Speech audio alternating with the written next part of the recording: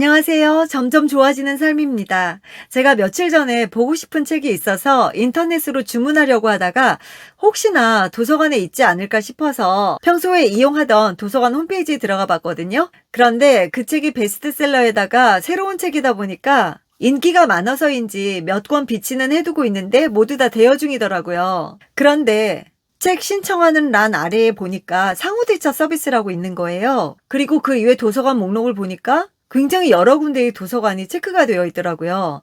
그래서 모두 검색으로 체크를 하고 적용을 해봤더니 그중에 몇 군데는 대출이 가능하고 상호대차 서비스가 가능하더라고요. 그래서 이런 게 있구나. 예전에도 상호대차 서비스가 있었는데 그때는 이용할 수 있는 도서관이 그렇게 많지 않았거든요. 그런데 요즘은 우리 동네에도 마을 도서관도 있고 공립 작은 도서관도 있고 그러다 보니까 이용할 수 있는 도서관이 굉장히 많아진 거예요. 너무 좋은 건 그 각각에 퍼져 있는 책들을 내가 사는 집 근처에서 배달해서 받아볼 수 있고 또 반납도 가능하다는 거죠. 너무나 편리하지 않아요? 저는 너무나 신기해서 기분이 너무 좋았어요. 이번 주에 읽으려고 제가 빌려온 책이 3권인데요. 나의 투자는 새벽 4시에 시작된다. 부자 아빠 가난한 아빠 20주년 특별 기념판이 나와서 이걸로 주문을 했고요. 김정수 선생님의 유명한 책이죠. 종목 선정 나에게 물어봐. 제가 열심히 읽고 실력을 월등히 키워서 더 큰 수익으로 증명해 보겠습니다. 다 읽고 좋은 내용이 있으면 리뷰해 드릴게요.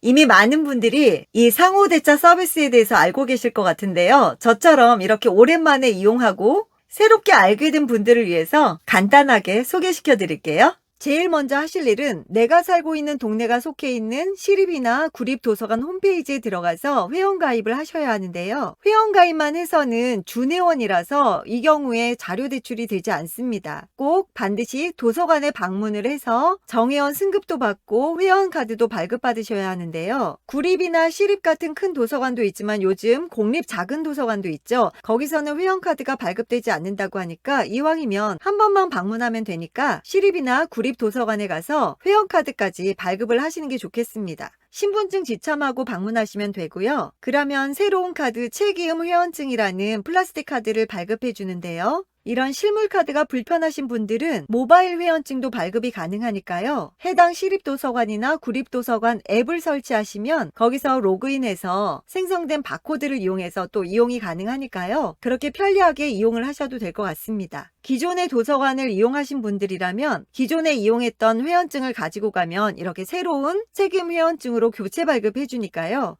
그걸로 전국에서 이용할 수 있답니다. 요즘은 이렇게 전국적으로 통합이 되니까 너무나 신기하고 편리한 것 같습니다. 자, 이렇게 정회원이 되고 회원카드까지 발급을 받았다면 상호대차 서비스 한번 이용하는 거 해볼게요. 영등포 구립도서관 홈페이지로 예를 들어 보겠습니다. 네이버에 영등포 구립도서관을 치면 이렇게 홈페이지로 들어오는데요. 회원 가입은 하셨으니 이제 로그인을 하셔야겠죠? 아이디와 비밀번호를 입력해서 로그인을 합니다. 로그인을 하면 이렇게 통합 검색란이 나오는데요. 내가 보고 싶은 책을 여기에 입력을 합니다. 부자 아빠 가난한 아빠 검색해 볼까요? 그러면 이렇게 이용 가능한 도서관이 쭉 목록이 뜨는데요. 전체 선택을 누르고 적용을 해 볼게요. 그러면 이렇게 해당 도서의 목록이 뜨고요. 대출이 가능한지 불가능한지를 알게 됩니다. 제가 빌렸던 20주년 특별 기념판 한번 찾아볼까요? 이건데요. 여기는 지금 대출 중이고 책임 상호대차 불가입니다. 여기서는 안 되고요. 조금 더 내려보면 여기에는 대출 가능 비치 중이고 책임 상호대차 신청에 불이 들어와 있죠. 이거 한번 신청해 볼게요. 신길 사동에 있는 도서관인데요. 그러면 이렇게 보내는 도서관이 마을 도서관이네요. 이렇게 도서관 이름이 뜨고 받을 도서관을 선택할 수 있는데요. 내가 살고 있는 곳에서 가장 가까운 도서관을 선택하면 됩니다. 화살표를 눌러보면 이렇게 이용 가능한 많은 도서관이 뜹니다. 여기서 내가 살고 있는 가장 가까운 도서관을 클릭하면 되는 거예요. 아무데나 클릭해 볼까요? 양평일동. 작은 도서관이 보통 주민센터처럼 가까운 곳에 있더라고요. 받고 싶은, 내가 찾고 싶은 도서관을 클릭해주고 확인을 누릅니다. 신청, 확인. 신청되었습니다. 있죠? 닫기를 클릭합니다. 그러면 내가 받을 도서관에서 문자가 옵니다. 책이 도착하면 책이 도착했다는 문자가 오고 며칠 내에 찾아가 주세요 하는 내용의 문자가 오게 되니까요. 그 기간 안에 방문하셔서 대여하시고 반납도 그곳에 가까운 곳에다 반납을 하면 되는 겁니다. 너무나 편리하고 간단하지 않습니까?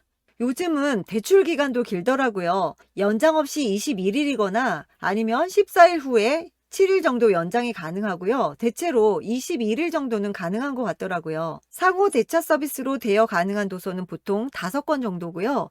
이거는 도서관마다 차이는 있을 수 있으니까 해당 도서관에 문의하는 게 가장 정확하겠죠?